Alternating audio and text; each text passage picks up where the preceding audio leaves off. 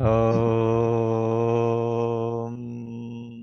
पूर्णमदः पूर्णमिदं पूर्णात् पूर्णमुदच्यते पूर्णस्य पूर्णमादाय पूर्णमेवावशिष्यते।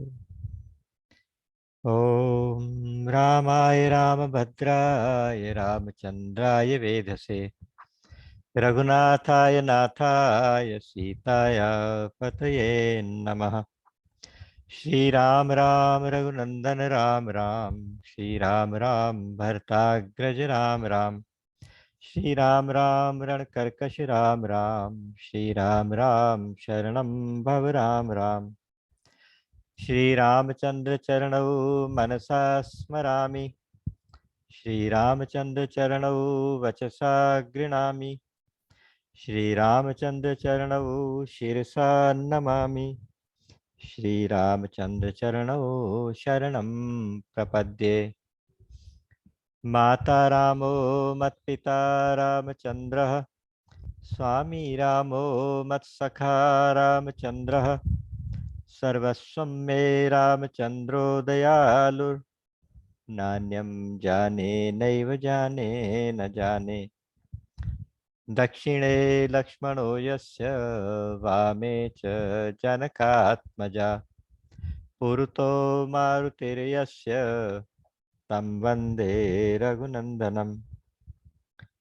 लोकाभिरामं रणरङ्गधीरं, राजीवनेत्रं रघुवंशनाथं, कारुण्यरूपं करुणाकरन्तं, श्रीरामचन्द्रं शरणं प्रपद्ये।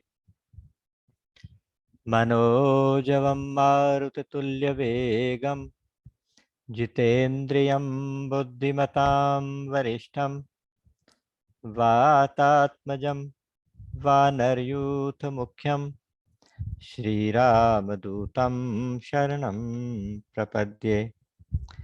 कूजन्तं राम रामेति मधुरं मधुराक्षरम्, आरुह्य कविताशाखां वन्दे वाल्मीकिकोकिलम्। आपदामपहर्तारं दातारं सर्वसम्पदां, लोकाभिरामं श्रीरामं भूयो भूयो नमाम्यहम्। भर्जनं भवबीजानां अर्जनं सुखसम्पदां, तर्जनं यमदूतानां राम रामेति गर्जनम्। रामो राजमणिः सदा विजयते, रामं रमेशं भजे। रामेणाभिहता निशाचरचमो, रामाय तस्मै नमः। रामान्नास्ति परायणं परतरं, रामस्य दासोऽस्म्यहम्। रामे चित्तलयः सदा भवतु मे, भो राम मामुद्धर। राम रामेति रामेति रमे रामे मनोरमे, सहस्रनाम तत्तुल्यं राम नाम वरानने। हा रघुनंदन प्राण प्रीते, तुम बिन जियत बहुत दिन बीते। जे दिन गए तुम्हि बिनु देखे, ते बिरंचि जनि पारहि लेखे।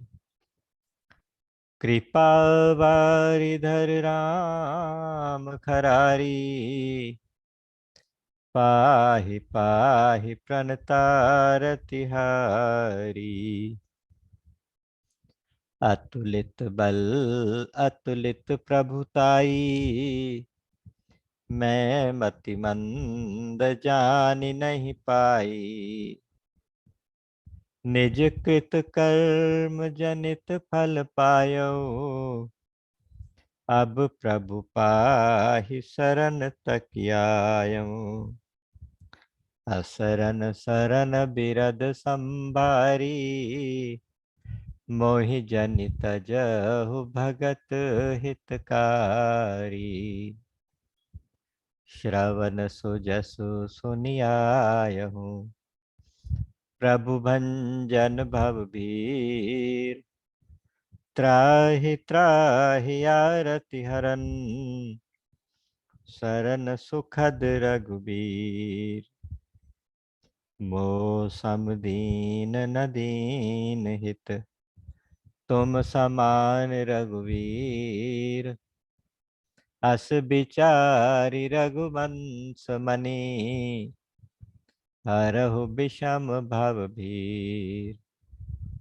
कामिहि नारि प्यारी जिमि, लोभी प्रिय जिमि दाम। तिमि रघुनाथ निरंतर, प्रिय लागहु मोहि राम। राम राम राम। परमात्मा की अहेतु की कृपा का अनंत कोटि धन्यवाद, जिसके चलते आज हम फिर से एक बार इस सत्संग में उपस्थित हो पाए और आप सबके चरणों में बैठे हुए श्री सीताराम जी के चरणों में मेरा शत शत नमन और आप सबका हार्दिक अभिनंदन। श्री रामचरितमानस परिक्रमा के कार्यक्रम में आजकल हम भगवान के साथ कुछ पंचवटी की लीलाएं देखते हुए और आगे बढ़े थे। पिछली बार हमने देखा था, पिछली बार जटायु का प्रसंग चल रहा था।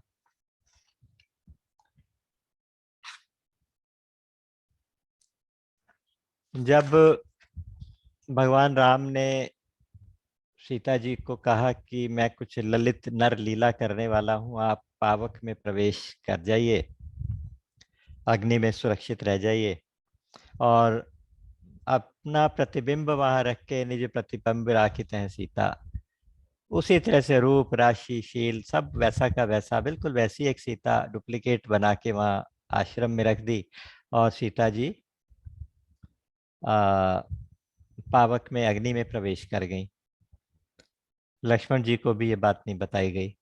तो इस प्लान के मुताबिक फिर मारीच आया स्वर्ण मृग बन के, उसके पीछे राम जी भागे, राम जी दूर चले गए, पीछे रावण सन्यासी के वेश में आके उस छाया सीता का हरण करके ले गया। रास्ते में आकाश से जाने वाले रथ में लेकर जा रहा था। रास्ते में सीता जी विलाप कर रही थी, जोर जोर से रो रही थी, राम को पुकार रही थी, हा लक्ष्मण हा राम। लक्ष्मण जी को पुकार पुकार के कह रही थी कि नहीं भैया, तुम्हारी कोई गलती नहीं थी, मेरा ही अपराध था, मेरी ही गलती थी, मुझे इसका फल मिला। इस प्रकार से वो पश्चाताप और विलाप करते हुए जा रही थी असहाय सी। तो रास्ते में और किसी ने भी नहीं कुछ कोशिश की बचाने की, केवल एक जटायु उड़ते हुए जा रहे थे, उन्होंने देखा, वृद्ध हो गए थे बहुत, लेकिन जटायु थे बहुत पराक्रमी। तो उन्होंने देखा और दूर से उन्होंने आवाज लगाई कि बेटी सीता तुम चिंता मत करो, मैं आ रहा हूं। रावण ने पहले तो पहचाना नहीं, इतनी दूर से कौन आ रहा है, देखा कि वो लगता है कोई मैनाक पर्वत आ गया, बट मैनाक से क्या डरना, क्योंकि मैनाक इंद्र से डरता है, इंद्र तो मुझसे डरता है। या हो सकता है गरुड़ हो, क्योंकि गिद्ध जैसा लग रहा है, गरुड़ हो। तो कोई बात नहीं, इतनी देर में जटायु जी आ गए, उनसे उन्होंने युद्ध हुआ। जटायु को पता था कि वो हार जाएगा, जटायु की ताकत रावण की ताकत से मैच नहीं कर सकती थी। और मोरोवर रावण के पास इतनी माया, इतनी शक्तियां थी, फिर भी जटायु ने उससे पूरा अंतिम सांस तक मुकाबला किया, अंतिम क्षण तक खूब मुकाबला किया और इतना किया कि उसको रथ से गिरा लिया। जैसे रावण रथ से गिरा और उन्होंने सीता जी को उठा के पंखों पे अलग सुरक्षित जगह जाके बिठा भी दिया। वापिस रावण से युद्ध करने आए, आके अपनी चोंच मार मार के, नाखून मार मार के पूरे शरीर को लहूलुहान कर दिया।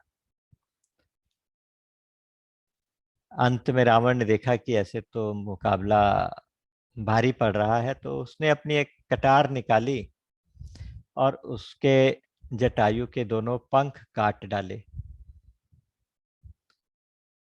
वहां पर गोस्वामी जी लिखते हैं कि काटे से पंथ गिरा खग धरनी, सो मेरी राम कई अद्भुत करनी।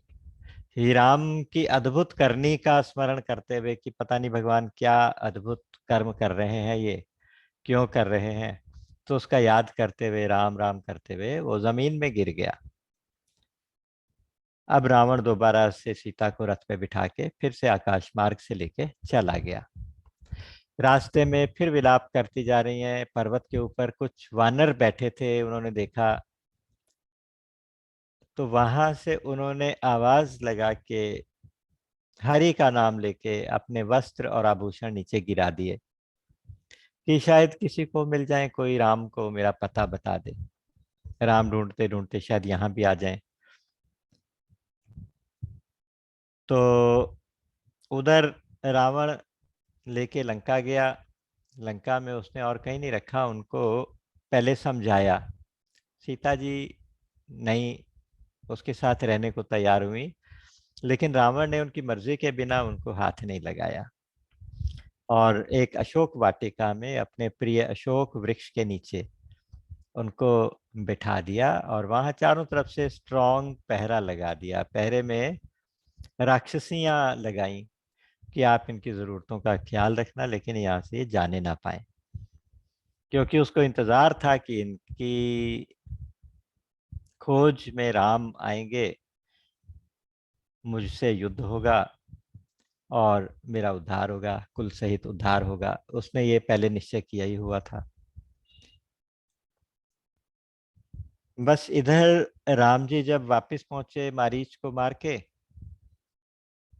अभी रास्ते ही में थे तो लक्ष्मण दौड़ते हुए चले आ रहे थे। तो उन्होंने कहा लक्ष्मण तुम क्यों आ गए, मैंने तो आज्ञा दी थी वहीं रहने की। तो लक्ष्मण ने कहा कि प्रभु मेरा कोई दोष नहीं, मैं क्या करूं, मुझे जबरदस्ती भेज दिया। गए देखा सीता जी नहीं थी, वहां विलाप करते हुए जा रहे हैं और सीता जी को याद करते करते आगे गए। जाके देखा तो रास्ते में जटायु जी पड़े थे। जटायु जी के सिर पे हाथ फेरा, उनकी सब पीड़ा दूर हुई।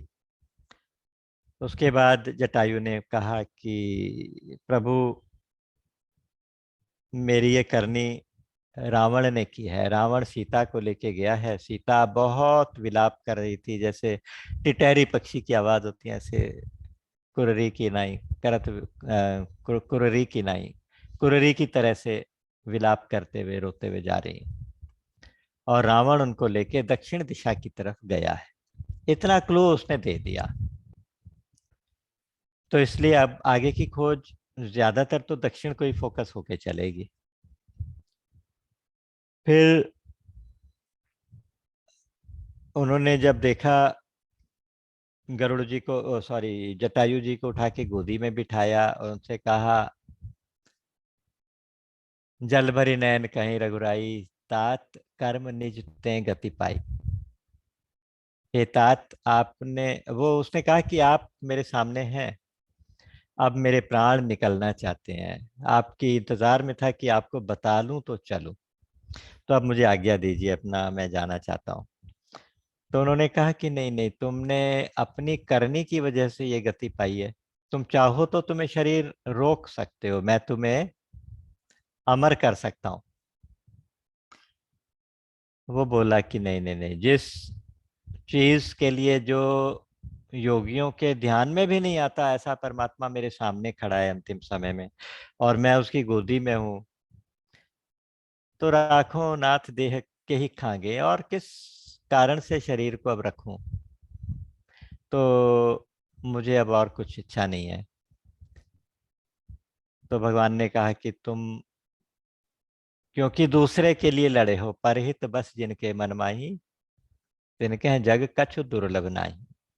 जो दूसरे के हित के लिए अपने प्राणों की बाजी लगा दे, उसको तो संसार में कुछ भी दुर्लभ नहीं है।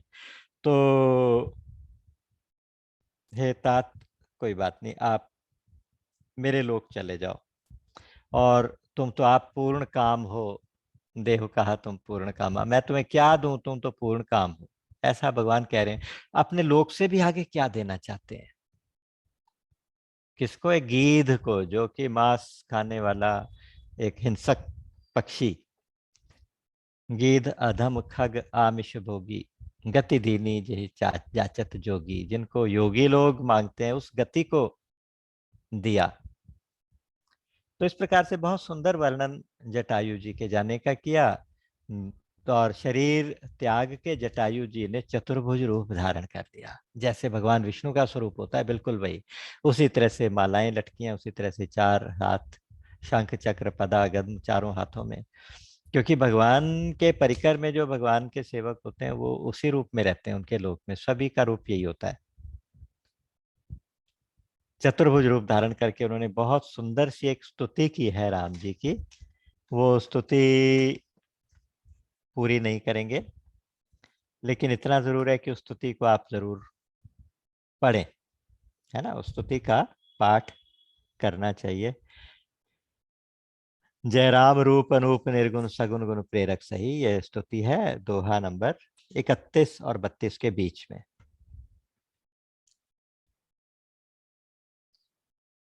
और लास्ट में उन्होंने कहा है कि सो अगम सुगम सुभाव निर्मल, असम सम शीतल सदा। भगवान निर्गुण सगुण असम सम, है ना। पश्यंत यम योगी जतन करि करत मन गो बस सदा। सो राम रमा निवास संतत दास, बस त्रिभुवन धनी। मम उर बसौ सो समन संस्कृति जासु कीरति पावनी। मेरे हृदय में आप बसते रहें वो राम, आप मेरे हृदय में बसे। योगी जिनका ध्यान लगाते हैं इंद्रियों को जीत के, वो मेरे सामने हैं, तो आप मेरे हृदय में बसे रहें। ऐसा कह के अबिरल भक्ति मांग बर गीत गयऊ हरि धाम।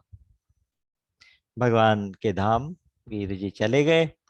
तय के क्रिया जथोचित निज कर कीनी राम। भगवान ने अपने हाथों से लक्ष्मण को कहा कि हम इनकी अंत्येष्टि अपने हाथों से करें। अपने पिताजी की अंत्येष्टि नहीं कर पाए थे, लेकिन उनकी अंत्येष्टि भगवान ने खुद की है।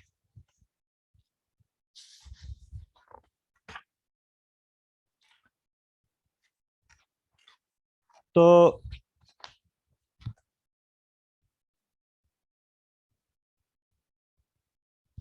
उनसे एक बात और चलते चलते जटायु जी को कही कि आप जब जाएं तो मेरे पिता अगर आपको मिले तो आप उनको जाके ये हालत मत बताना है कि सीता को रावण ले गया ऐसे ऐसे। अगर मैं राम हूं, ऐसा प्रण कर रहे हैं कि अगर मैं राम हूं तो ये दशानन जो है अपने कुल सहित परिवार सहित जाएगा और खुद खबर देगा ये। अर्थात उन्होंने वहां रावण को मारने की प्रतिज्ञा पहले भी कर चुके हैं, यहाँ तो उन्होंने उसको दोहरा दिया और कह दिया कि भाई राम के हाथों ही रावण का वध होना ही चाहिए। सो गीत देह तजी धरियरि रूपा, भूषण बहु पट पीतन उपा। श्याम गात विशाल भुजचारी, स्तुति करत नयन भरी बारी। स्तुति हो गई। एक गीतावली में पद आया है, वो कहते हैं कि पितु ज्यों गीध क्रिया करी, रघुपति अपने धाम पठायो। पिता की तरह से उसकी अंत्येष्टि करके अपने धाम भेज दिया। ऐसे प्रभु में बिसारी तुलसी सठ, तू चाहत सुख पायो। ऐसे राम को भुला के तुम कैसे सुख पाओगे? इतने दयालु, कोमल चित अति दीन दयाला, कारण रहित कारण बिनु रघुनाथ कृपाला। ये बहुत सिद्ध चौपाई है भगवान की कृपा प्राप्त करने के लिए। सो कोमल चित अति दीन दयाला, कारण बिनु रघुनाथ कृपाला। इस दोहे, इस चौपाई का पाठ भी करते हैं। इस चौपाई को संपुट लगा के रामायण का पाठ भी करते हैं, तो प्रभु की कृपा मिलती है। गीध अधम खग आमिष भोगी, गति दीनी जो जाचत जोगी। सुनहु उमा ते लोक अभागी, हरित जिहो ही विषय अनुरागी। इस अरण्य कांड के अंदर ज्यादातर शंकर भगवान जी जो है उमा जी को संबोधित कर रहे हैं बार बार। तो यहाँ भी जैसे पीछे भी कहा था कि सतहरि भजन जगत सब सपना, इस तरह से बहुत सारे सूत्र भगवान शिव ने दिए। और आपको एक बात और बताऊं जो मुझे लगा है कि श्री रामचरितमानस के अंदर जहां जहां शिव जी बोले हैं ना, शिव जी का जो डायरेक्ट डायलॉग है, तो वो बिल्कुल सूत्र हैं, वो सारे के सारे एज इट इज लाइफ के लिए सूत्र हैं। यहाँ भी वही दिया। उन्होंने कहा कि उमा जी सुनो, अगर ऐसे राम का भजन कोई ना करे तो अभागा है।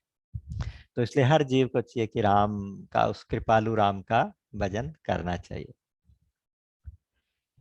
आगे चले, रास्ते में कबंध नाम का एक राक्षस मिलता है, उसका वध भगवान करते हैं। कबंध वास्तव में राक्षस नहीं है, राक्षस के रूप में एक गंधर्व है। उसके बारे में एक शॉर्ट स्टोरी कहते हैं कि यो गंधर्व बहुत सुंदर था। गंधर्व सुंदर ही होते हैं, इनमें से भी कुछ ज्यादा सुंदर होते होंगे, तो बहुत सुंदर था। उसको अपने सुंदरता का बहुत अभिमान था। एक बार वो अष्टावक्र जी के ऊपर हंसा था, तो अष्टावक्र जी ने शाप दे दिया था। इस तरह की एक कथा आती है कहीं। और दूसरी एक कथा ये भी आती है कि इन्होंने, दुर्वासा ऋषि ने उनको शाप दिया था। रामचरितमानस उस दुर्वासा जी के शाप की बात करता है। कबंद जब अपनी कथा सुना रहे हैं तो कबंद कह रहे हैं कि मुझे दुर्वासा जी का शाप था, उस श्राप के कारण मैं ऐसे हो गया हूँ। श्राप क्यों था उसके बारे में भी अलग अलग कथाएं हैं। एक बार इंद्रलोक में कोई गायन हो रहा था, नृत्य हो रहा था, तो वहाँ दुर्वासा जी भी बैठे थे। दुर्वासा जी ने ज्यादा इसके नृत्य के ऊपर दाद नहीं दी, तो इसने मजाक उड़ाई दुर्वासा जी की, कहा कि तुम्हें समझ नहीं है संगीत की ना, तो इसलिए तुम्हें पता ही नहीं चलेगा। इस प्रकार से कुछ उसने इंसल्ट कर दी, तो दुर्वासा जी तो है ही क्रोधी, उन्होंने श्राप दे दिया। तो उस श्राप की वजह से ऐसा बन गया। एक कथा और भी आती है कि वो कहता है, वाल्मीकि रामायण में कथा बताता है, कहते हैं कि मैं अजीब अजीब, मैं और मेरा एक मित्र था, हम सब मिलके, दो तीन दोस्त थे, सब मिलके बहुत भयंकर भयंकर रूप धारण करके मुनियों को डराया करते थे। और जब वो डर जाते तो हम हंसते थे। तो एक बार मैंने ऐसा रूप धारण करके स्थूल शिरा नाम के ऋषि को डराया था। तो उन्होंने क्रुद्ध होके मुझे शाप दिया कि जा तू हमेशा से इसी रूप में रह जा। उस रूप में क्या था कि ओ, उसके बाद उस डरावने रूप में वो रह रहा था। अचानक उसके बाद उसने ब्रह्मा जी की तपस्या की, ब्रह्मा जी को प्रसन्न करके वरदान पाए, और जाके इंद्र को ललकारा। इंद्र ने अपने वज्र मारा, तो वज्र के प्रहार से उसके दोनों हाथ अंदर घुस गए, दोनों पैर भी बॉडी में घुस गए, सिर भी बॉडी में घुस गया। मरा नहीं, क्योंकि वरदान ले चुका था। तो उसने कहा कि अब मैं क्या करूं, खाना पीना कैसे होगा, ये कैसे होगा, तो बड़ा रोने लगा। तो उन्होंने कृपा करके इसको वरदान में कहा कि पैर तो हम तुम्हें नहीं देंगे, आंखें भी नहीं देंगे, बस पेट में एक मुंह था, उसके मुख था, एक होल था जिसमें भोजन आएगा। दोनों साइड में बहुत लंबे लंबे हाथ, एक एक योजन लंबे हाथ थे, कि इधर उधर हाथ फैलाया करेगा, टटोल के जो जीव मिलेगा उसको पकड़ के पेट में डालेगा। और जब राम आएंगे तो उससे इसकी मुक्ति होगी।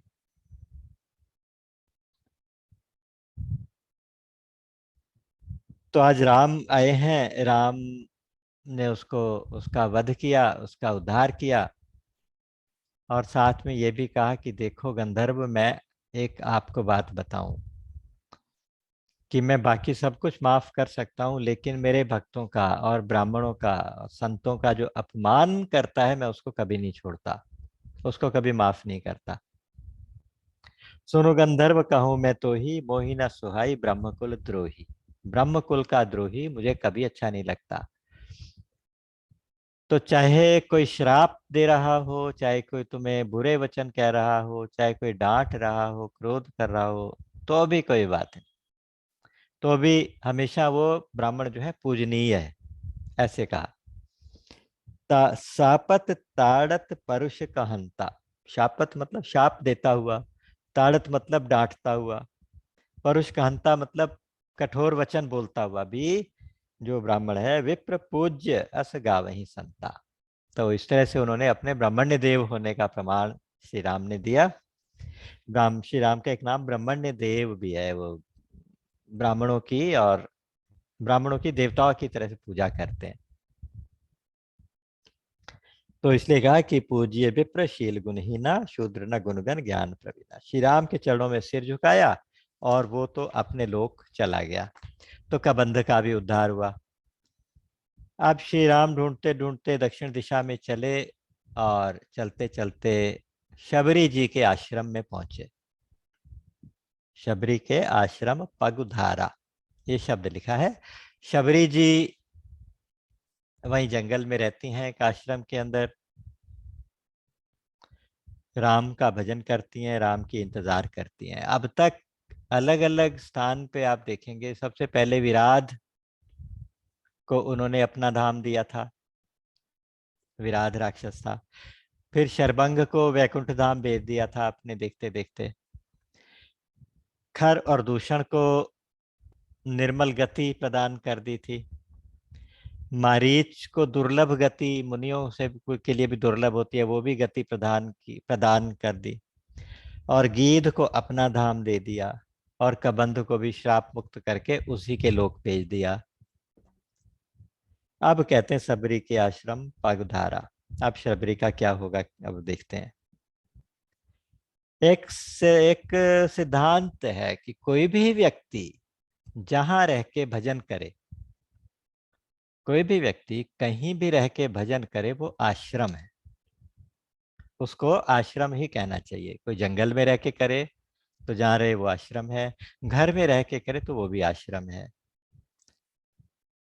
तो इसलिए भगवान राम शबरी के निवास स्थान को आश्रम कहते हैं, और शबरी अपने आश्रम को आश्रम नहीं, अपने आश्रम को घर कहती हैं। उस उनकी दीनता, उनकी निर्मलता देखिएगा। वो कहते हैं कि सबरी देखी राम गृह आए, मुनि के बचन समुझ जिए भाई। देखा कि राम मेरे घर आए हैं, राम मेरे घर आए हैं। इंतजार था उसको राम के आने का, राम का इंतजार कर रही थी। तो उसको अचानक अपने गुरु जी के वचन याद आ गए कि देखो मेरे गुरु कितने, उनके वचन कितने सत्य थे। तो इसलिए उनको बहुत अच्छा लगा। शबरी के पास कोई बल नहीं है, केवल एक गुरु भक्ति का बल है, निरंतर सुमिरन और भजन का बल है, और भाव का बल है, भक्ति का बल है। उसके कारण भगवान उसके पास खींचे चले आते। शबरी के पास अपने आप चल के जा रहे हैं, ढूंढ ढूंढ के माँ शबरी। अगर आप इसके गुरु के वचन क्या थे, इस बात के लिए शॉर्ट में इनकी पुराने जन्म की, इनके पूर्व की कथा बताता हूँ। इसी जन्म की पहले की कथा क्या थी, शबरी कौन थी। शबरी मैया का नाम बहुत आता है। शबरी वास्तव में इनका नाम नहीं है, नाम कुछ और था जो कहीं मिलता नहीं। क्या नाम, असली नाम क्या रहा होगा नहीं पता। शबर एक जाति होती है, भीलों में एक जाति होती है शबर। आपने सुना होगा साबर मंत्र जाल जय सिरजा। शाबर मंत्र होते हैं और इनका काम होता है शिकार करना, इनके जानवरों को पकड़ना, बेचना, खाना, हिंसा। इस तरह की एक हिंसक सी जाति होती है, उसका नाम है शबर। ये उस जाति की महिला है, तो इसके इसलिए इनका नाम शबरी पड़ गया। और इसीलिए इनको भीलनी भी कहते हैं। भीलनी के बेर सुदामा के तंदुल, जब हम भजन गाते हैं तो बचपन की बात है। एक बार क्या हुआ कि तब छोटी आयु में लड़कियों के विवाह हो जाते थे।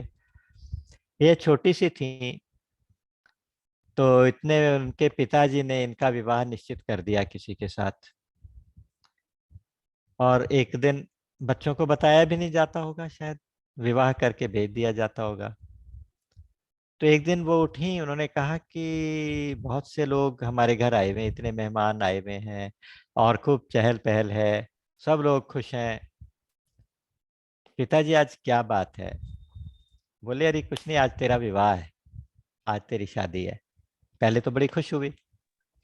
फिर उसने देखा कि एक छोटी सी जगह में एक बहुत सारे मुर्गे, बहुत सारे तीतर बटेर और बकरे, वो सब एक कमरे में इकट्ठे किए हुए हैं। तो फिर गई वो पिताजी के पास पूछने कि पिताजी ये सब इतने सारे जानवर क्यों पकड़ रखे हैं, पक्षी पकड़ रखे, जानवर पकड़ रखे हैं। तो उन्होंने कहा कि अरे बताया तो है तेरा विवाह है, तो जो मेहमान आएंगे तो उनको हम क्या खिलाएंगे, ये मेहमानों के खिलाने के लिए,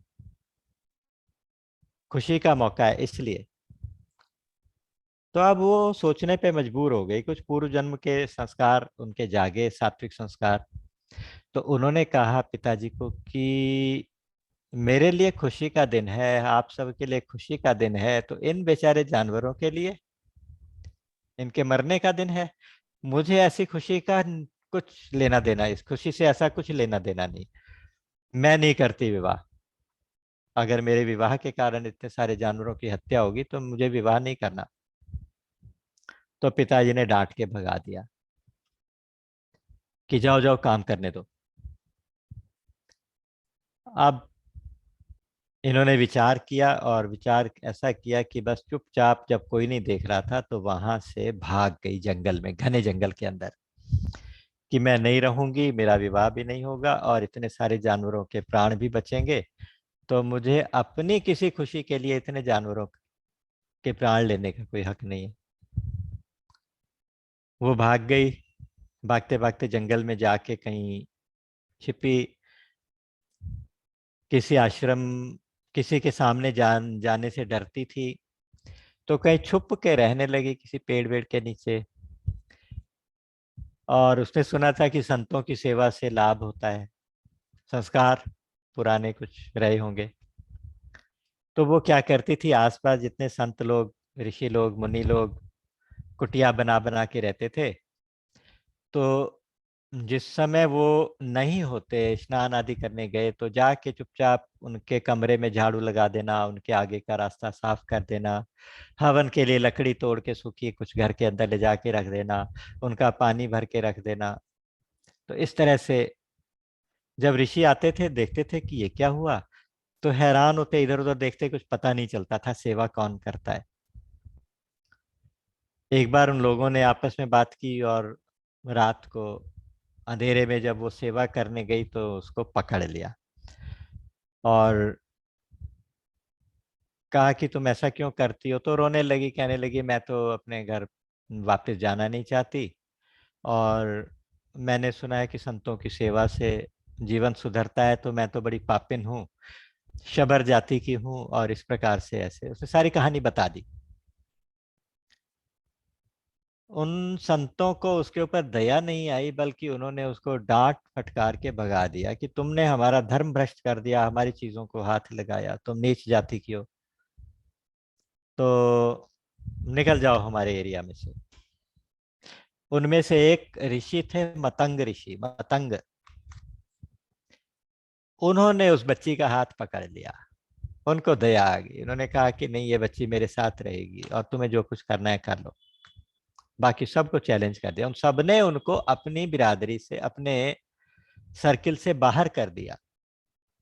मतंग को, मतंग जी से कोई बात भी नहीं करता था, लेकिन उन्होंने सबके विरोध के बावजूद उस बच्ची को अपनी बच्ची की तरह से वहां अपने आश्रम में रखा, उसको पढ़ाया लिखाया, भजन करना सिखाया। तो बोली कि मैं क्या करूं, कैसे भजन करूं। तो मतंग ने कहा कि आपको कुछ करने की जरूरत नहीं, तुम राम राम राम करते रहो, राम राम जपते रहो।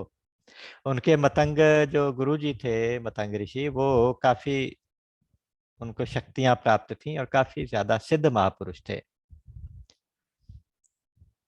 तुम्हें कहीं भी जाने की जरूरत नहीं है, एक ना एक दिन राम खुद तुम्हारे पास चलकर आएंगे, तुम उनका नाम लेती रहो। तो ये वचन गुरुजी ने उसको दिया था।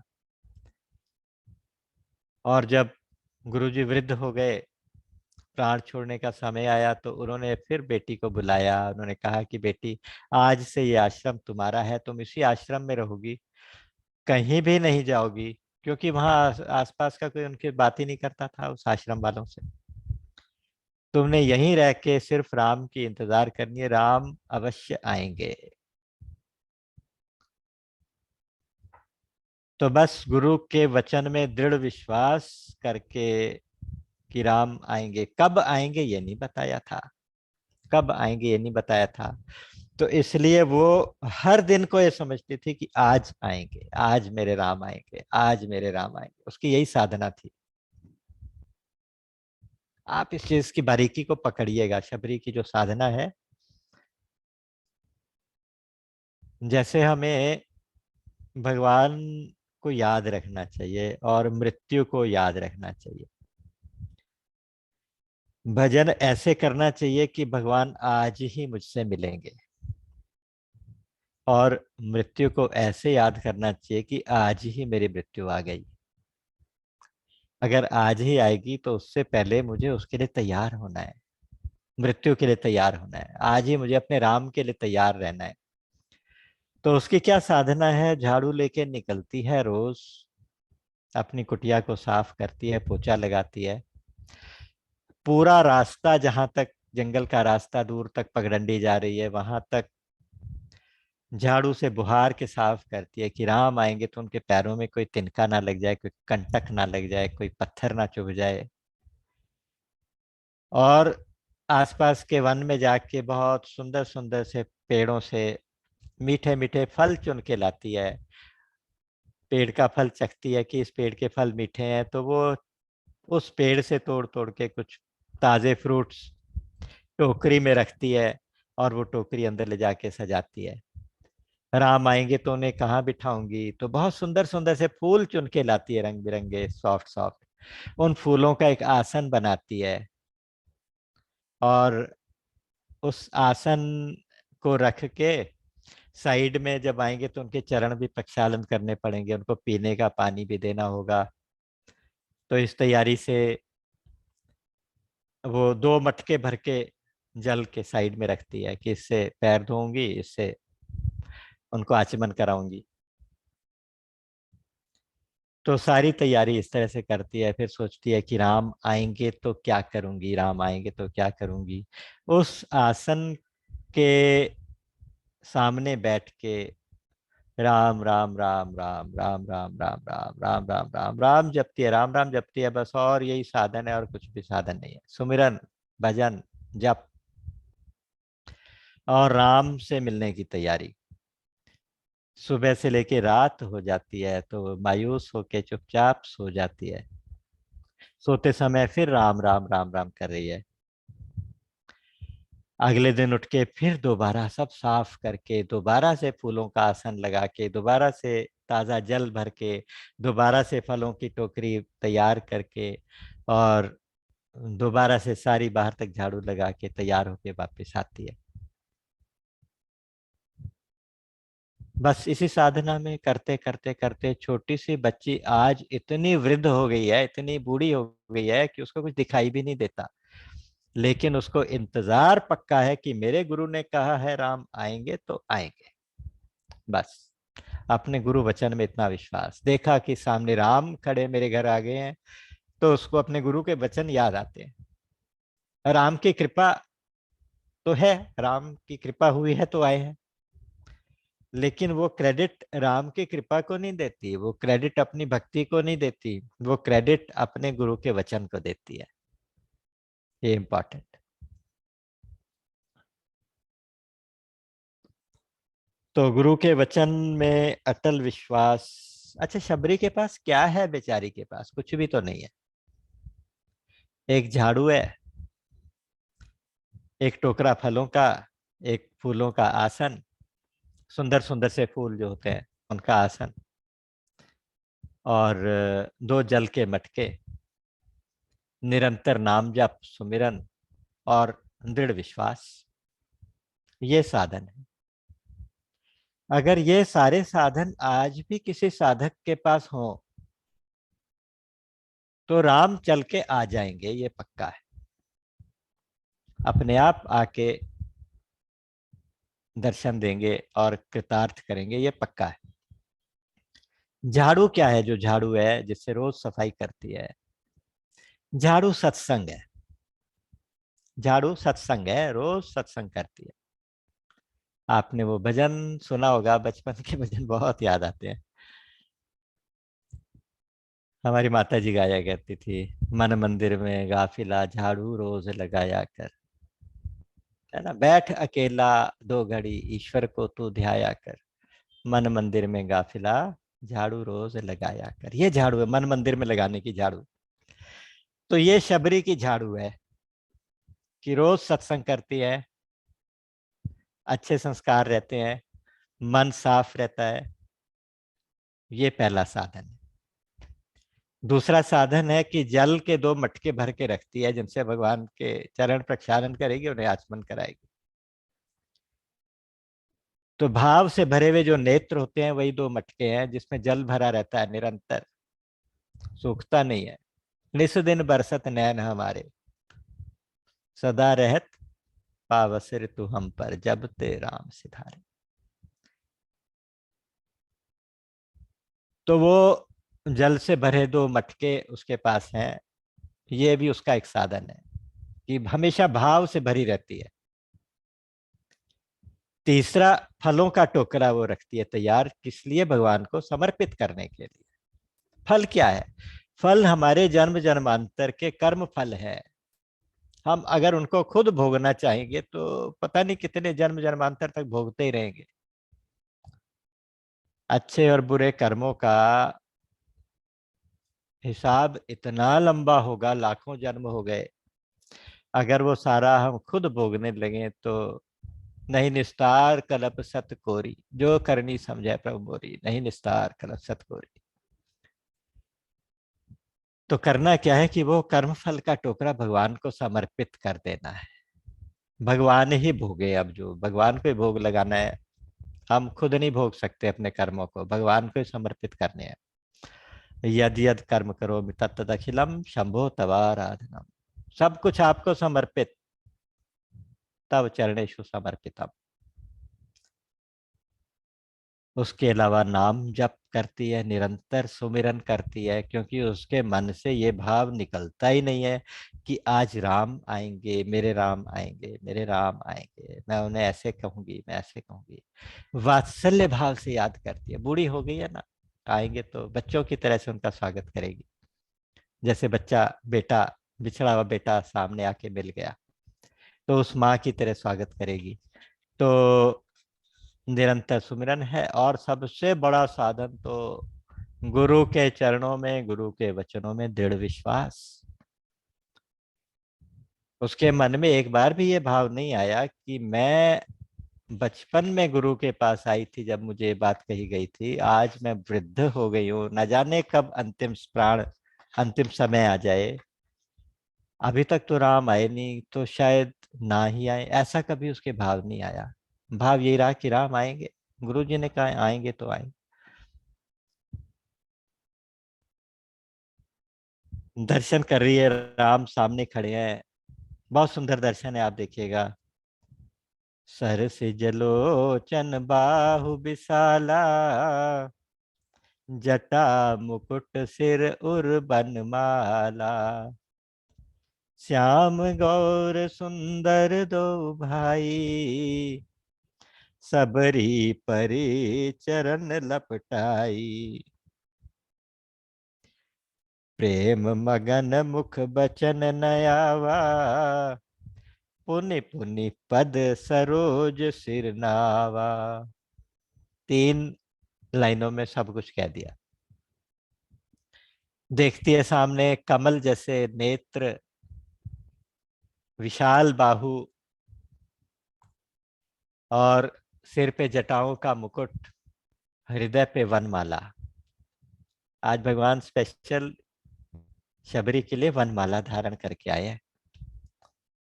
आपने देखा होगा भगवान श्री राम ने, रामचरितमानस की बात कर रहा हूं, इसमें सिर्फ 3 जगह वनमाला का वर्णन आता है। वनमाला 3 जगह धारण की है। और तीनों जगह है अपनी माँ के सामने। जब मनु शत्रुपा जी का प्रसंग, मनु शत्रुपा जी ने तप किया, भगवान राम प्रकट हुए, तो वहां क्या लिखते हैं, उर श्रीवत्स रुचिर बनमाला, पदिक हार भूषण मणि जाला। वहां पे वनमाला धारण की है, क्योंकि सामने शत्रुपा जी हैं, उनका वात्सल्य भाव है, मनु जी का वात्सल्य भाव, तो उस वात्सल्य भाव के आगे वनमाला धारण की है।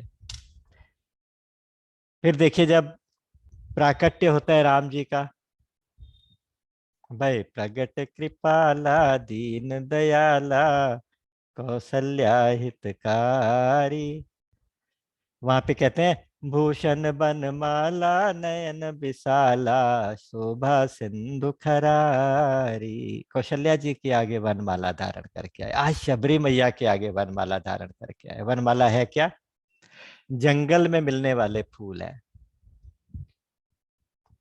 उसमें से एक तो कमल है, जो तालाबों में, जंगल में जितने तालाब सब जगह कमल लगे हैं। एक कुंद है, मंदार है, पारिजात है, और तुलसी है। तुलसी है, कुंद, मंदार, पारिजात और कमल। ये 5 फूलों की जो माला है, ये 5 फूलों की माला वनमाला कहलाती है। और ये वनमाला आज स्पेशल वनमाला भगवान धारण करके आए, शबरी जी देख रही हैं, दर्शन कर रही हैं। तो श्याम गौर सुंदर दो भाई, सबरी परी चरण लपटाई। श्याम गौर दोनों भाई सामने दिखाई दे रहे हैं। शबरी को कुछ वो जानती नहीं, स्तुति करना जानती नहीं, प्रार्थना करना जानती नहीं, वो तो बस चरणों में गिरना जानती है, और कुछ जानती नहीं, केवल चरणों में गिर पड़ी। कहते हैं गिरी नहीं, चरण लपटाई, चरण को जाके ऐसे लपेट लिया, लिपट गई चरणों से। अब उसको भगवान राम ने अपनी विशाल बाहु बताई ना, विशाल बाहु से उठाया, और जब थोड़ा सा धैर्य धारण किया, तो उनको अपने आश्रम में लेके गई अंदर। वहां से सबसे लेके जल लेके पहले चरण धोए, अच्छी तरह से उनका आचमन किया, सारी कुटिया में अपना जल छिड़काव किया। उसके बाद कंद मूल फल सरस यति, दिए राम कंवानी, प्रेम सहित प्रभु खाए, बारंबार बखान। कंदमूल फल जो भगवान के लिए लेके रखे थे, बहुत ही सुंदर सुरस फल, रस वाले, ताजे ताजे रोज तोड़ती थी। भगवान उसको खा रहे, बार बार तारीफ कर रहे। अब तक कितनी जगह भोजन किया, बहुत जगह, चाहे कोई निषाद है, चाहे किसी भी मुनि किया, जहां जहां गए सबने उनको दिया, लेकिन कहीं भी भगवान ने इतनी तारीफ कहीं नहीं की कि बहुत मीठे हैं माँ, ये बहुत मीठे हैं, बहुत अच्छे फल है, कहाँ से लाई। तो उन फलों की भगवान को बारंबार बारंबार तारीफ कर रहे हैं। और तो और इन फलों का तो ऐसा था कि ये स्वाद जो भगवान राम ने लिया, भगवान की उदारता है, यानी कि भगवान राम बड़े इंप्रेस हो गए, भगवान राम की उदारता है कि जब भगवान राम वनवास पूरा करके वापिस आए, रावण को मार के, सब ठीक ठाक हो गया, राम जी का राज्याभिषेक हो गया, सब कुछ ठीक। उसके बाद अब ऑब्वियसली वो शाही सारी लाइफ थी, राजसी तरीके से रहते थे। तो कभी उनका स्पेशल खाना माता के महल में होता था, उनको स्पेशली बुलाया जाता था कि आज हमारे यहाँ आप भोग लगाइए। कभी सीता जी के महल में होता था, कभी ससुराल से उनको निमंत्रण आता था, तो वहां जाते थे, वहां पे भी खाते थे। तो बड़े प्रेम से भोजन करा के पूछते थे कि राम कैसे लगा। तो वहाँ गोस्वामी जी क्या वर्णन करते हैं, घर गुरु गृह प्रिय सदन सासुरे, जब जह भई पहुनाई, तब तब कही सबरी के फलन की रुचि माधुरी न पाई। बहुत अच्छा था, लेकिन शबरी ने जो फल खिलाए थे वैसा स्वाद कहीं नहीं आया। कहते थे कि सब कुछ ठीक था, लेकिन शबरी वाला स्वाद कभी नहीं आया। तत्वेताति हूँ काल में भोजन कियो अपार, एक शबरी एक विदुर घर, रुचि पायो दो बार। ये भी एक किसी ने दोहा लिखा कि शबरी जी, सुदामा जी, विदुर जी, इनके यहाँ जो इनका जो भोजन किया, ऐसा नहीं कि 56 भोग बनाए थे किसी ने, ना शबरी ने, ना विदुर ने, ना सुदामा ने। लेकिन था क्या, था उसके पीछे भाव छिपा था। जितना ज्यादा भाव रहता है ना, उतना भगवान प्रसन्न रहते हैं। भावग्राही जनार्दन, जनार्दन भावग्राही होते हैं, भाव को पकड़ते हैं। तो शबरी का क्या भाव रहा होगा, आप देख विचार कर लीजिए कि खाते समय भी बार बार बखान कर रहे हैं। अच्छा, श्री रामचरितमानस जो थोड़ी सी कंट्रोवर्शियल बातें होती है ना, उनको गोलमोल करके आगे निकल जाते हैं गोस्वामी जी। वो नहीं लिखते। वो ऐसे नहीं लिखते कि जूठे बेर खिला दिए। आपने बहुत कई बार सुना होगा कि शबरी ने जूठे बेर खिला दिए, जूठे बेर खिला दिए प्रेम से। बेरों की या जूठे की बात ही नहीं करते गोस्वामी जी। कहते कंद मूल फल सुरस अति, सुरस है, अच्छे रस रस वाले हैं। और दूसरा ये भी कथा आती है कई जगह कि लक्ष्मण ने नहीं खाए। लक्ष्मण ने खाए कि नहीं खाए, उसको कौन प्रमाणित करे। कहीं कहते हैं कि खाए, कहीं कहते हैं नहीं खाए। तो यहाँ बस कहते हैं कि, यहाँ कहते हैं कि राम जी ने खाए, बार बार बखान किया। तो इसमें दोनों का खाना भी मान सकते हैं और अकेले राम जी का खाना भी मान सकते हैं। तो इस तरह की जो प्रश्न होते हैं ना, इस तरह की जो चीजें होती हैं, इस तरह की चीजों को गोस्वामी जी टाल मटोल कर, ये इनकी आर्ट है कि ऐसी कोई कंट्रोवर्शियल बात लिखते ही नहीं। तो यहाँ कोई कंट्रोवर्शियल बात नहीं लिखी, वहाँ शबरी ने भोग लगाया, भगवान ने प्रसन्न होके खाया, प्रसन्न होके स्वीकार किया। पत्रम पुष्पम फलम तोयम यो में भक्त्या प्रयच्छति तदहम भक्त्युपथम अश्नामि प्रयतात्मना। भक्ति उपहृतम, भक्ति के द्वारा दिया गया कुछ भी होता है, अगर चाहे को पत्र हो, पुष्प हो, फल हो, जल हो, कुछ भी हो, मैं सब कुछ खा लेता हूँ, सब कुछ स्वीकार कर लेता हूँ। ये भगवान राम का, ये भगवान का, श्री कृष्ण का वचन है। पत्रम पुष्पम फलम तोयम। इस श्लोक की व्याख्या करने लगेंगे तो लंबा हो जाएगा, लेकिन इनके आध्यात्मिक अर्थ भी हैं सब चीजों के। पत्र क्या है, पुष्प क्या है, फल क्या है, जल क्या है। अब ये सब कुछ शबरी के पास, यही सारे पत्र पुष्प फल सब कुछ शबरी अर्पण कर रही है। तो भगवान कहते हैं कि अगर कोई ऐसा प्रेम सहित मुझे देता है भक्ति के द्वारा, तो मैं उसको स्वीकार करता हूं।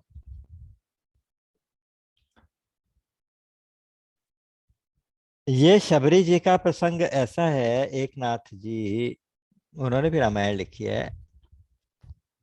वो जब रामायण की कथा करते थे, राम की कथा करते थे, तो शबरी का प्रसंग करते करते हमेशा समाधि में चले जाते थे। उनकी समाधि लग जाती थी, सबको मालूम था। तो सब कहते थे कि ये वाला प्रसंग नहीं, कुछ और सुना दो, कुछ और सुना दो। तो ये ऐसा प्रसंग है।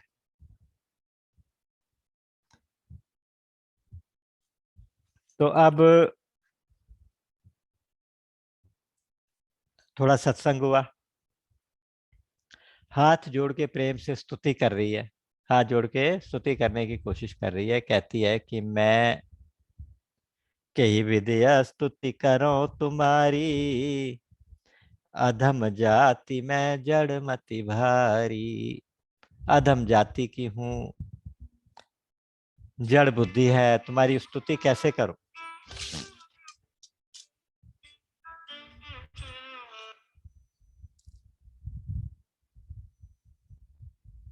तुम्हारी स्तुति कैसे करूं। अधम ते अधम अधम अति नारी, और तिनमें मैं मति मंद अघारी। उस युग में नारियों का स्थान भी बहुत अच्छा नहीं मानते होंगे शायद, कि मैं नीच जाति की हूँ, नारी हूँ, अधम से अधम हूँ, और ना तो मेरे पास बुद्धि है ना कुछ है, मैं आपकी स्तुति कैसे करूं। तो भगवान क्या कहते हैं, सुनु रघुपत, कह रघुपति सुनु भामिनी बाता, मानहु एक भगति कर नाता,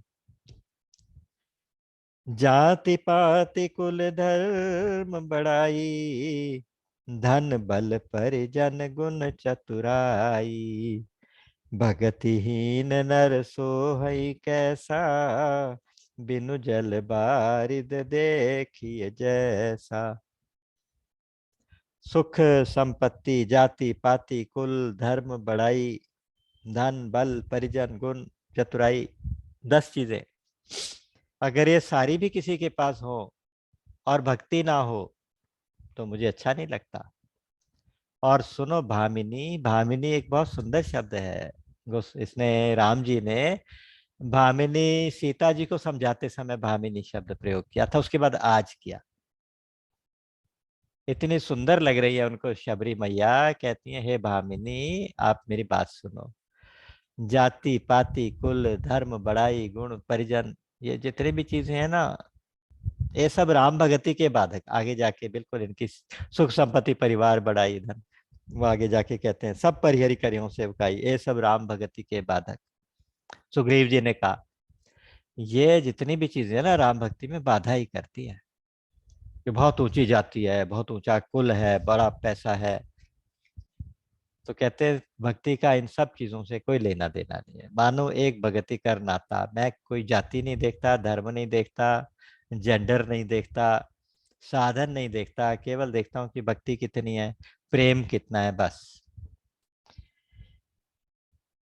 तो आगे भी अच्छा, फिर ये सब भक्ति में बाधक है तो क्या करें, इनका करें क्या। अगर किसी के पास हो तो इसका मतलब उसे भगवान नहीं मिलेंगे क्या।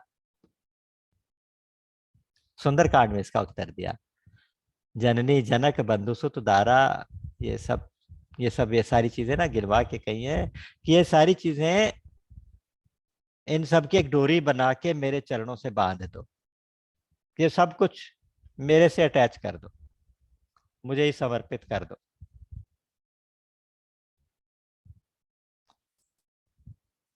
तो भगवान को समर्पित कर दें तब तो सब कुछ हो जाए। भगवान को समर्पित किए बिना, भक्ति के बिना ये सब कुछ है तो ऐसे हैं जैसे बिना पानी का बादल, इधर उधर भटक जाएगा, कुछ फायदा नहीं होगा, ना छाया देगा ना जल देगा।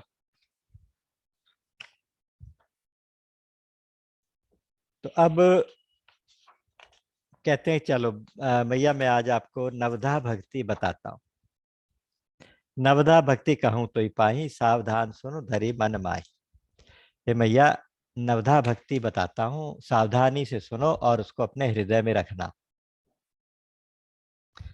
प्रथम भगति संतन कर संगा, दूसरी रति मम कथा प्रसंगा, गुरुपद पंकज सेवा, तीसरी भक्ति अमान, चौथी भगति मम गुण गण, करहि कपट तज गान, मंत्र जाप मम दृढ़ विश्वासा, पंचम भजन सुबेद प्रकाशा, छठ दम शील बिरति बहु कर्मा, निरत निरंतर सजन धर्मा, सातम सम मोहिमय जग देखा, मोते संत अधिक कई लेखा, आठव जथा लाभ संतोषा, सपने हु नहीं देख ही पर दोषा, नवम सरल सब सन छल हीना, मम भरोसा ही हर्ष न दीना। तो 9 प्रकार की भक्ति होती है माता जी, आप सुनिए। पहली भक्ति संतन कर संगा, संतों का संग करे, ये पहली भक्ति। संत कौन है इसका उत्तर आखिर के 2 दोहों में मिलेगा। तो संत को आप ये समझ लीजिए कि जिस जिसका ध्यान करने से, जिसके सामने बैठने से या जिसको याद करने से आपका मन शांत होता हो, तो वो संत है। और अशांत होता हो तो असंत है। इस सबसे बड़ी पहचान तो ये है। तो वैसे बहुत सारे लक्षण है, भगवान राम खुद अपने मुख से संतों का वर्णन करेंगे। और ये तो पहली भक्ति है, संतों का संग। दूसरी भक्ति है, मेरी कथाओं में प्रीति हो, मेरी कथाओं में प्रेम करे। जिनके श्रवण समुद्र समाना, कथा तुम्हारी सुबह सरनाना, भरे निरंतर हो ही न पूरे। वाल्मीकि जी ने जो स्थान बताए रहने के, तो उन्होंने भी कहा कि जिनके श्रवण समुद्र समाना, कान समुद्र जैसे हों, सारी कथाएं नदियों जैसी हों, आती जाए फिर भी पूरा ना पड़े, फिर भी तृप्ति ना हो। इतनी प्यार, इतनी तृप्त, इतनी प्रीति, रति, कथा प्रसंगों के साथ इतनी रति। एक जगह कहा गया कि गुरु वशिष्ठ जी जब बचपन में, जब राम जी को गुरु वशिष्ठ जी पुरानी कथाएं सुनाते हैं, सुने ही राम यद्यपि सब जाने। सब जानते हैं, सब सुन चुके हैं। अब राम कथा कितनी बार सुनी है, कितनी बार सुनी, हर बार अगर उसमें उतनी ही प्रीति बढ़े तो ये एक भक्ति है।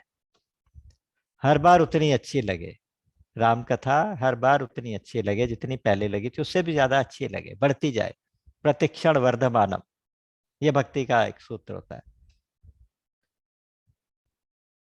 और तीसरी भक्ति, गुरुपद पंकज सेवा। आप हिसाब लगाते जाइए, ये सारे काम शबरी जी करती रही हैं। तीसरी गुरुपद पंकज सेवा, तीसरी भक्ति अमान, अमानी होकर, अपने लिए कुछ भी ना चाहकर, अपने लिए कोई मान सम्मान की इच्छा ना करके गुरु के चरण कमलों की सेवा करे। गुरुपद पंकज सेवा, तीसरी भक्ति, यह तीसरी भक्ति है। और चौथी भक्ति, कि मेरे गुणों का गान करे, कीर्तन करे, कपट नहीं, सरल भाव से, बिना किसी कपट, निष्कपट भाव से। भगवान जी ने नारद जी को कहा है, नाहम वसामि वैकुंठे योगिनाम हृदय रच। नारद जी ने पूछा कि आप कहाँ रहोगे, कहाँ रहते हो? उन्होंने कहा कि तुम समझते हो वैकुंठ में रहता हूँ? नहीं, नाहम वसामि वैकुंठे, योगियों के हृदय में रहता हूँ? नहीं, योगियों के हृदय में भी नहीं रहता। मद भक्ता यत्र गायन्ति तत्र तिष्ठामि नारद।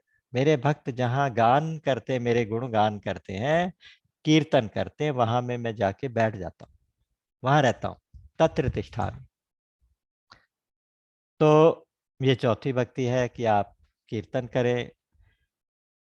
पांचवी भक्ति, मंत्र जाप मम दृढ़ विश्वासा, दृढ़ विश्वास के साथ मेरे नाम का जप करे, नाम रूपी मंत्र का जप करे। कंटिन्यूअस जप, कंटिन्यूअस सिमरन, यही शबरी जी करती रही है। अच्छा, जप किसको कहते हैं? एक जगह बहुत सुंदर मुझे इसकी परिभाषा मिली है, कहते हैं कि आ, मनोमध्ये स्थितो मंत्रः, मन के बीच में मंत्र स्थित हो जाए, मन और मंत्र एक हो जाए। और मंत्र मध्य स्थितम मनः, मंत्र में मन समा जाए, मन में मंत्र समा जाए। और उसके आगे, मनोमंत्र समायोगो जपः इत्यभिधीयते, मंत्र और मन मिलके एक हो जाए तो उसको जप कहेंगे। अर्थात मन की अपनी कोई सत्ता समाप्त हो जाए, संकल्प विकल्प समाप्त हो जाए, ऐसा जो मंत्र जप हो उसको जप कहेंगे। तो भगवान ने अपनी विभूति भी बताई है जप यज्ञ को। यज्ञानाम जप यज्ञोस्मि, यज्ञों में मैं जप यज्ञ मैं ही हूँ, मेरी ही विभूति है, मेरा ही स्वरूप है। तो ये पंचम भक्ति है, दृढ़ विश्वास के साथ मंत्र जप करे। छठी भक्ति है, दम शील विरति बहुकर्मा। दम का मतलब इंद्रियों का कंट्रोल, इंद्रियां इधर उधर ना भागे बिना किसी मतलब के। बैठे मंत्र जप कर रहे हैं और किसी टेस्टी भोजन की याद आ रही है, अच्छे से सीन की याद आ रही है, अच्छी सी आवाज की याद आ रही है? नहीं, इंद्रियों का दमन, इंद्रियां कंट्रोल में रहे और शील रहे, और बहुत सारे कर्मों से रुचि समाप्त हो जाए, बहुत इधर उधर फैलाव करना बंद कर दो। मुझे तो ये लगता है कि जितना फैलाव हो चुका इतना बहुत है, अब समेटने की बारी है। किसी ने जाके भगवान किसी ने जाके किसी संत से प्रश्न किया कि प्रभु के लिए मुझे क्या करना पड़ेगा कि मुझे प्रभु के दर्शन हो जाए, मुझे परमात्मा की प्राप्ति हो जाए, मुझे क्या करना पड़ेगा? तो उन्होंने कहा मुस्कुरा के कि क्या अभी तक कर करके थके नहीं? अब तक करते ही तो आए हो कुछ ना कुछ, अभी तक करने के ही चक्कर में पड़े हो। तो जब तक करना छोड़ोगे नहीं तब तक परमात्मा की प्राप्ति नहीं होगी। देखिए, ये जीवन है, चलता रहेगा, है ना, ये जीवन तो चलता रहेगा। शॉर्ट स्टोरी एक समझने के लिए बताता हूँ, लेकिन उसका प्रभाव हमारे ऊपर ना हो, कर्मों का इतना ज्यादा फैलाव ना हो। बहुत फैलाव बहुत कर चुके हैं, बहुत आगे आ गए, अब तो वापस जाने की बारी है। जितना वापस आएंगे, अंदर आएंगे वापस, उतना अच्छा, जितनी जल्दी आएंगे। एक सेठ जी थे, वो किसी संत के पास गए दर्शन करने के लिए। संत शहर के बाहर किसी पेड़ के नीचे बैठे थे। किसी ने बताया कि बहुत अच्छे संत हैं, तो उनका दर्शन करने गए। जाके पूछा कि महाराज जी, बहुत मन बहुत बेचैन रहता है, मन को शांत करने का क्या तरीका है? तो वो बोले कि बताएंगे, लेकिन पहले एक काम करो, दौड़ते हुए जाओ, सामने जो दूर पेड़ खड़ा है उसका एक चक्कर लगा के वापिस आओ। तो बेचारा दौड़ने का तो प्रैक्टिस ही नहीं थी, वो तो यहाँ तक भी कार में बैठ के आया था। फिर भी संत ने कहा तो दौड़ के गया, चक्कर लगा के वापिस आया तो एकदम हांफ रहा था, सांस से सांस नहीं मिल रही थी। तो उसने स्वामी जी बोले, संत बोले कि अच्छा चलो जल्दी पूछो क्या पूछते हो, और फिर मुझे और काम करने हैं। क्या पूछते हो? वो बोला कि महाराज 2 मिनट सांस ले लो, अभी तो हाफ गया हूँ, आपने इतनी दूर भगा दिया तो मैं तो हाफ गया। तो उन्होंने कहा कि तो हाफने को कंट्रोल करो ना फिर। बोला कि हाफना तो अपने बस में नहीं है, हाफना तो कंट्रोल कैसे करूं? हाफने को कंट्रोल कैसे करूं, सांस तो फूलेगी, इतना भाग के आया हूं। बोले कि देखो, बस यही तुम्हारी बात का जवाब है। अगर सांस फूलने से डरते हो, हाफने से डरते हो, वो तुम्हारे कंट्रोल में नहीं है, लेकिन दौड़ना तो तुम्हारे कंट्रोल में था, तुम धीरे धीरे दौड़ के चले जाते। अगर फल हमारे कंट्रोल में नहीं है, कर्म तो हमारे कंट्रोल में है। आप ऐसा कर्म करो कि जिसका परिणाम दुख ना हो, तो थोड़ा थोड़ा सिमटने का प्रयास करो।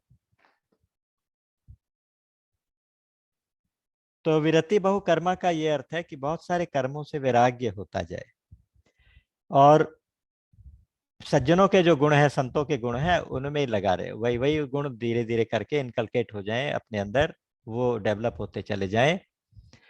तो ये है छठी भक्ति। सातवीं भक्ति है कि वासुदेव है सर्वम, सब जगह एक ही परमात्मा है, एक ही तत्व है, दूसरा कुछ नहीं है, बस ये निश्चय हो जाए। आठवां है कि जो प्रारब्ध के अनुसार जो कुछ मिल रहा है उसमें संतोष करे। आठवां यथा लाभ संतोषा, संतोष, ये आठवीं भक्ति है। एक दूसरे के कंपटीशन में, कंपैरिजन में, क्रिटिसिज्म में ना पड़े, और नहीं पड़ेगा, ईर्ष्या नहीं होगी, ईर्ष्या नहीं होगी तो क्रोध नहीं होगा। आपको मैं आज ये बात बता दूं कि बहुत सारी नेगेटिव एनर्जीज होती हैं जो हमारी एनर्जी को ड्रेन करती हैं, बहुत सारी नेगेटिव इमोशंस होती हैं। सबसे बड़ी 2 नेगेटिव इमोशंस हैं, क्रोध और ईर्ष्या। ये ऐसा है कि बिल्कुल सारी की सारी एनर्जी ड्रेन कर देती है, सारी पॉजिटिविटी को ड्रेन करके रख देती है। और हम तो ऐसे ऐसे लोगों से ईर्ष्या करते हैं जिनसे हमारा कोई लेना देना ही नहीं। अंबानी के पास इतने लाख करोड़ क्यों हो गए, हमें उससे भी ईर्ष्या होती है। अडानी के पास इतने क्यों हो गए, उनसे हमारा कुछ मतलब नहीं, लेना देना नहीं। लेकिन एक जो ये ईर्ष्या और दूसरा क्रोध, तो इन दोनों नेगेटिव इमोशन से जितना ज्यादा बचें उतना अच्छा। यथा लाभ संतोषा, यदृच्छा लाभ संतुष्टो, द्वंद्वातीतो विमत्सरः, ये गीता जी में कहा। ये तो चौथे अध्याय में था, 12वें अध्याय में भी उन्होंने कहा। तो संतोष भक्त का लक्षण है, तो इसलिए कहा गया कि ये 8वीं भक्ति है। और सपने में भी दूसरे का दोष ना देखे। दूसरे का दोष देखेगा तो अभिमान आएगा, अभिमान आएगा तो बेचैनी होगी, बेचैनी होगी तो अभिमान के आते सारे के सारे आसुरी गुण आ जाएंगे, आसुरी दुर्गुण आ जाएंगे। और 9वीं भक्ति है कि सरलता, छल नहीं है, बिल्कुल सरल और छलहीन, और भगवान पे दृढ़ भरोसा। हृदय में भरोसे के अलावा, भगवान के अलावा दूसरा कोई आए ही ना। भगवान ने आगे जाके एक जगह कहा है कि मोर दास कहाई नर आशा, करिए तो कहो कहा विश्वासा। कोई मेरा दास कहलाए और दूसरों पे विश्वास करे, दूसरों से आशा लगाए, तो उसको क्या विश्वास किया जाए उसके ऊपर। तो इसलिए कहने का मतलब है केवल भगवान का ही भरोसा, भगवान पे ही विश्वास। तो ये 9वीं भक्ति। और अंत में कहा कि 9 में से एक भक्ति भी जिसके अंदर पूरी तरह से आ जाए तो वो भी मुझे बहुत प्रिय लगता है माता। और हे मैया, तुम्हारे अंदर तो 9 की 9 है, तो तुम तो मुझे बहुत ही प्रिय हो।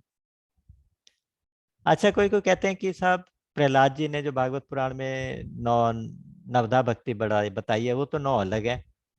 श्रवणम कीर्तनम विष्णु स्मरणम पाद सेवनम अर्चनम वंदनम दास्यम सख्यम आत्म निवेदनम।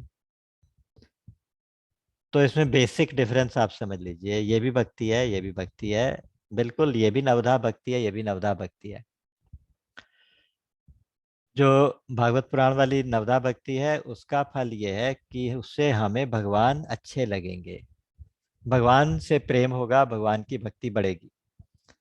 और ये जो राम जी ने भक्ति शबरी मैया को दी है, नवधा भक्ति, ये ऐसी भक्ति है इससे हम राम को अच्छे लगेंगे।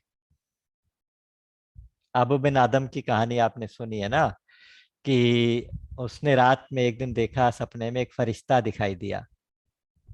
उस फरिश्ते के पास एक लंबी लिस्ट थी। वो बोले कि ये लिस्ट किसकी है।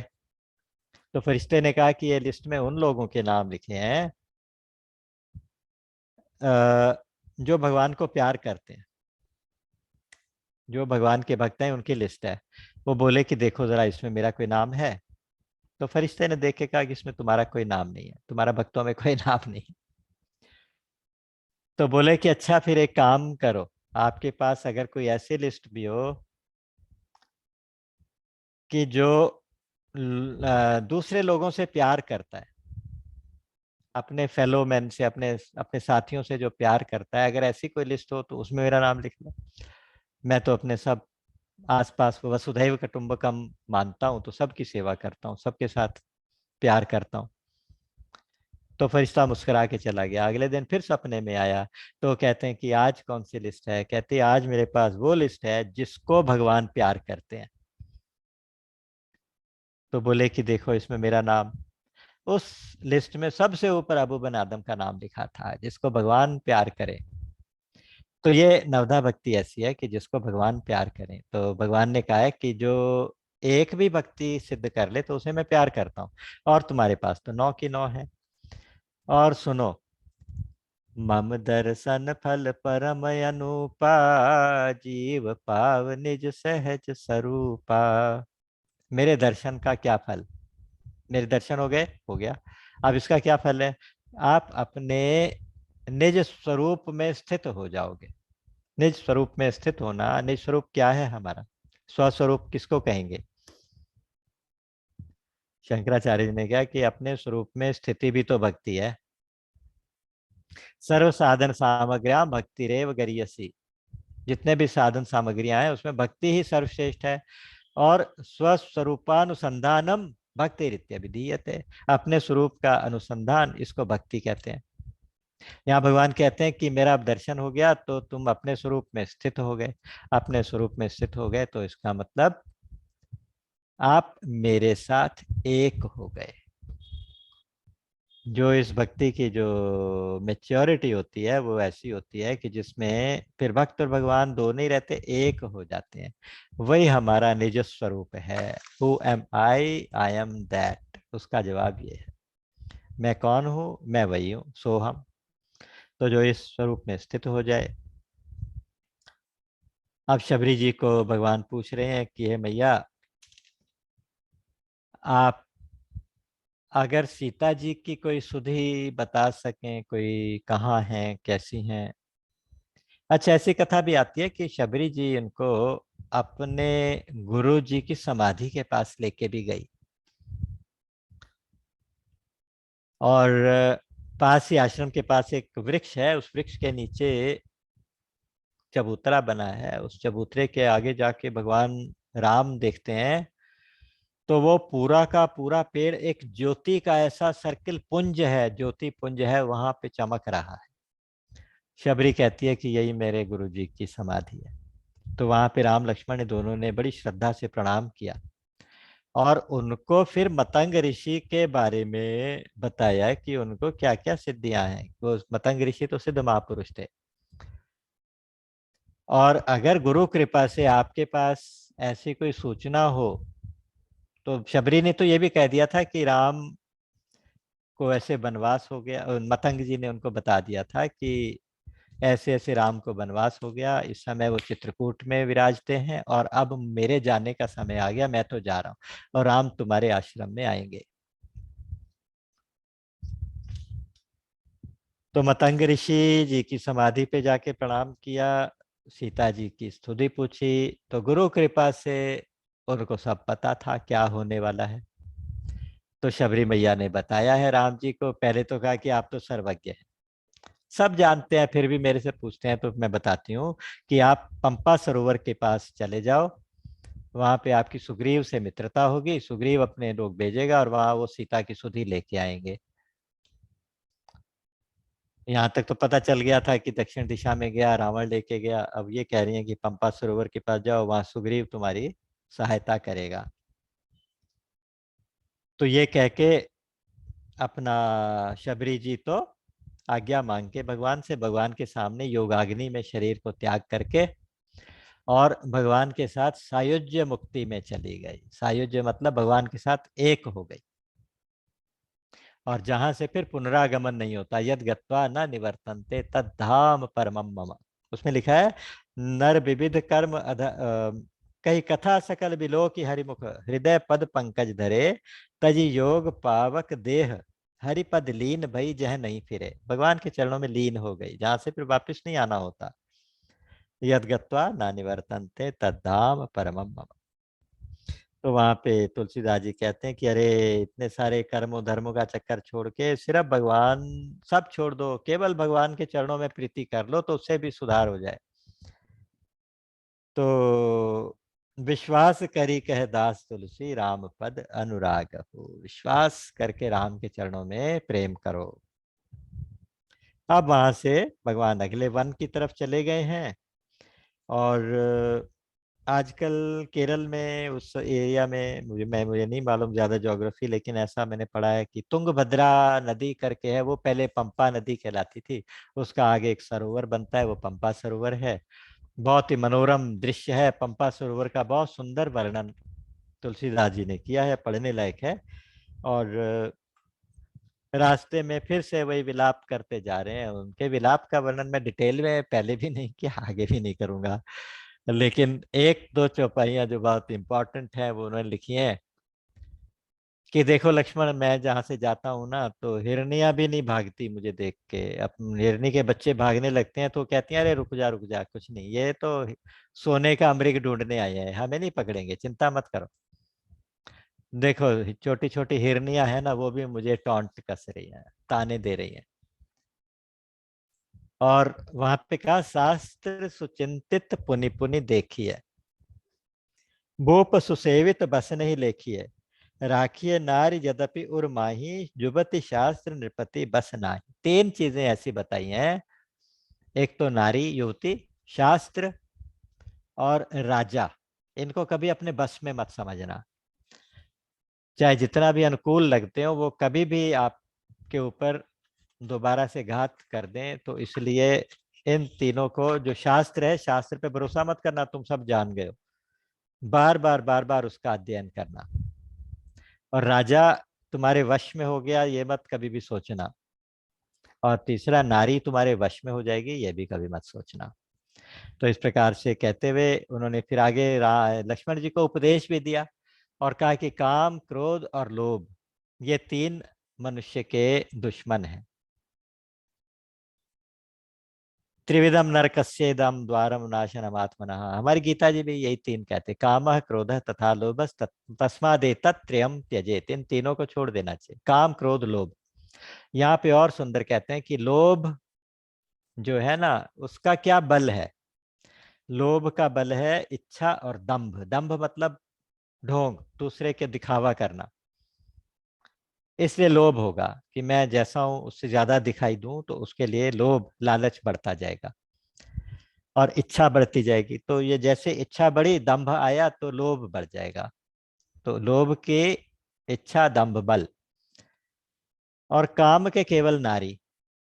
और काम कब बढ़ेगा? जब नारी होगी सामने, तो काम काम बढ़ जाएगा। और क्रोध कब बढ़ेगा? जब कोई कठोर वचन कहेगा। तो इसलिए क्रोध को बल देने वाला कठोर वचन, और उसका इलाज क्षमा। लोभ का इच्छा और दंभ, और उसका इलाज संतोष।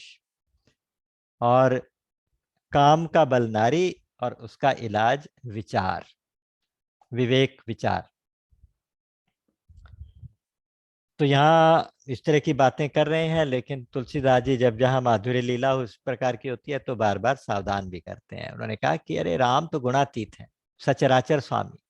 गुणातीत सचराचर स्वामी राम, उमा सब अंतर्यामी। राम सब जानते हैं, अंदर के भी जानते हैं, गुणातीत हैं, सब जानते हैं।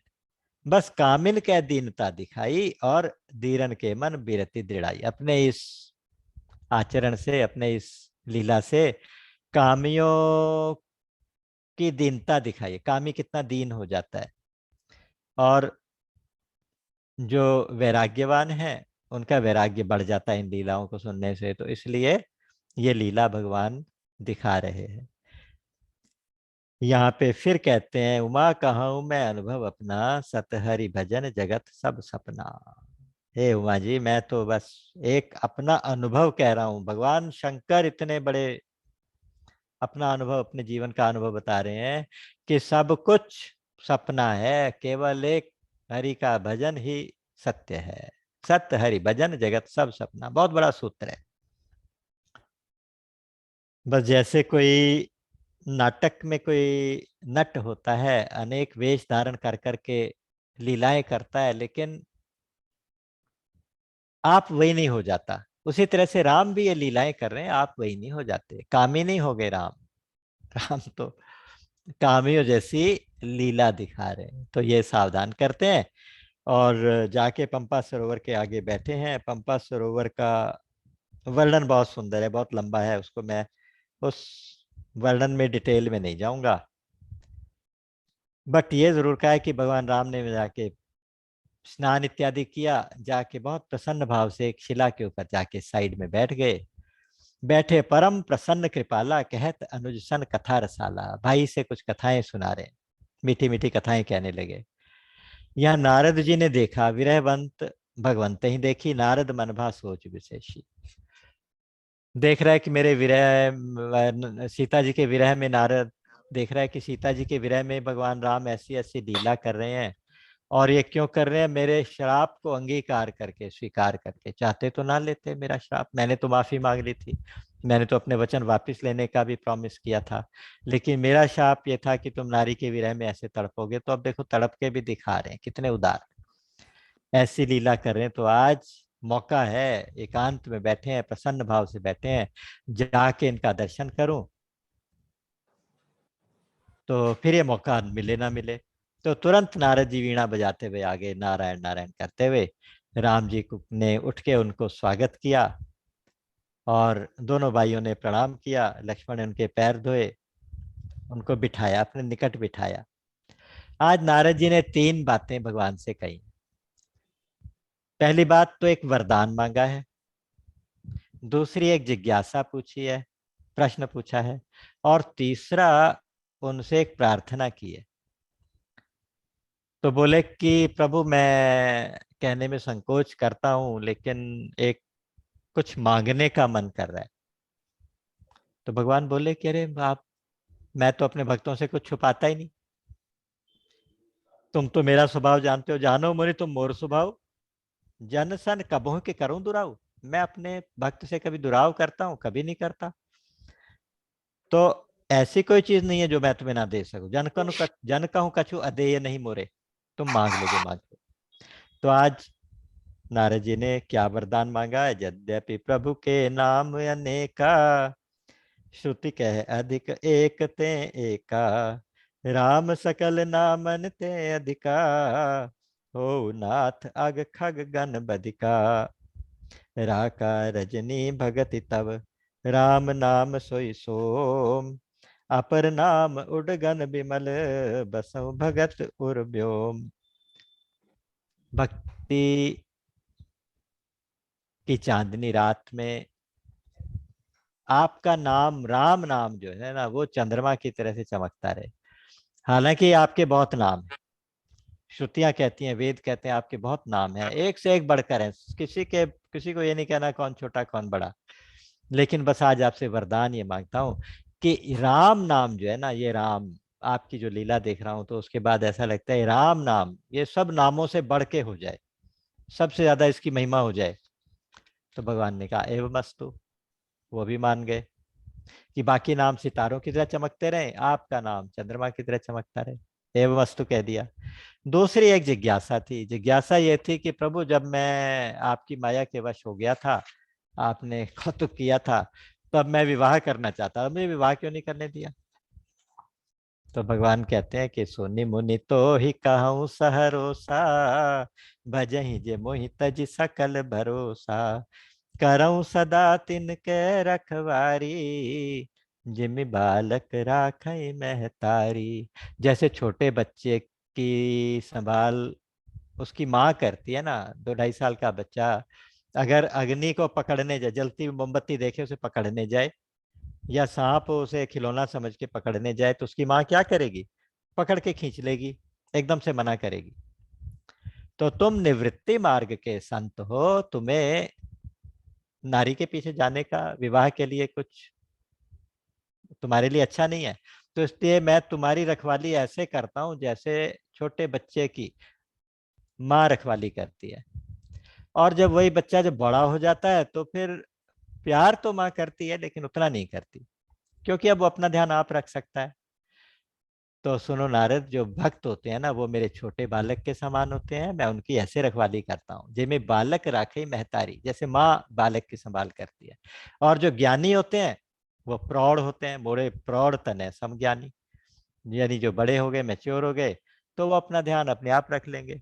प्यार तो उनसे भी करता हूँ, लेकिन इसलिए मैंने तुम्हें विवाह नहीं करने दिया। फिर यहाँ पे उन्होंने नारी को माया का रूप बताया, नारी को 6 प्रकार की ऋतुओं के रूप में बताया, नारी का वर्णन माया के रूप में किया, और कहा कि तुम माया के पीछे जा रहे थे, तो तुम्हें माया के पीछे जाना नहीं चाहिए था, इसलिए मैंने तुम्हें विवाह नहीं करने दिया, इसलिए मैंने तुम्हें रोक दिया। लास्ट में एक प्रार्थना थी। तीसरी बात, प्रार्थना क्या थी? कि मुझे संतों के लक्षण बताइए। आप संतों की बड़ी तारीफ करते, संतों के लक्षण बताइए। तो लास्ट के दोहों में 45-46 के बीच में जितनी चौपाइयां हैं, संतों के इतने लक्षण भगवान ने बताए कि बताते बताते लगता है कि बस ही नहीं कर रहे। 6 विकारों को जीत लेते हैं, पाप रहित होते हैं, कामना रहित होते हैं, निष्काम, स्थित प्रज्ञ, अकिंचन, पवित्र, सुखधाम, सत्यनिष्ठ, सावधान, सबको मान देने वाले और खुद मान ना चाहने वाले, निरभिमानी, धैर्यवान, गुणवान, संदेह रहित, वैरागी अपने गुण सुनने में संकोच करें, दूसरे के गुण कहने में लगे रहें, प्रसन्न हो। सम होते हैं, समता होती है, शीतलता होती है संत के अंदर, नीति निपुण होते हैं, सरल हो, ऐसा कहते ही चलेंगे। बहुत लंबा प्रसंग, इनको आप आराम से बैठ के एक बार पढ़िएगा। इसमें कोई अगर इन प्रसंगों का विस्तार करने लगे तो फिर कभी अंत तो है ही नहीं। राम अनंत अनंत गुण अमित कथा विस्तार। तो संत लोग सदा मेरी लीला और गुणगान करते रहते हैं। और फिर लास्ट में कहा कि सरस्वती जी और शेष जी भी कोशिश कर ले तो भी संतों का गुण नहीं कह सकते, तो मैं तो क्या कहूं। बस लास्ट में भगवान राम का धन्यवाद करके, चरण वंदना करके, सिरुनाई 12 बार चरणनी ब्रह्मपुर नारद गए। ब्रह्मपुर चले गए, अपने ब्रह्मलोक में नारद जी चले गए। ते धन्य तुलसीदास आस बिहाई जे हरि रंग गए। लास्ट के दोहे में फलश्रुति राव नारी जसु पावन गावही सुनहि जे लोग, राम भगति दृढ़ पावही बिनु विराग जप जोग। दीप शिखा सम जुबति तन मन जसि होसी पतंग, भजहि राम तजि काम मद करहि सदा सत्संग। सत्संग करो, माया के पीछे मत पड़ो, और भगवान के पावन यश को सुनो, गान करो, गान भी करो, सुनो भी। तो ऐसा करने से ना किसी वैराग्य की जरूरत है, ना किसी योग करने की जरूरत है, आपको राम की भक्ति मिल जाएगी। अरण्य कांड का पाठ करने का फल यही है कि आपको राम की भक्ति मिले। राम की भक्ति मिली तो फिर समझो सब कुछ मिल गया। उसके पाके और क्या पाना बाकी रहा, कुछ भी पाना बाकी नहीं रहा। तो अपनी बुद्धि के अनुसार कहते हैं ना कि जहां जहां थोड़ा सा विस्तार हो गया, ठाकुर जी की कृपा से वो विस्तार हो गया। जहां संक्षेप करना था संक्षेप हो गया, वरना इन प्रसंगों का कोई अंत नहीं है, कथाओं का कोई अंत नहीं है। राम अमित गुण सागर थाह कि पावहि कोई, संतन सन जस किछु सुनेऊ तुम ही सुनायऊ सोई। बोलिए सच्चिदानंद भगवान की जय। राम राम राम।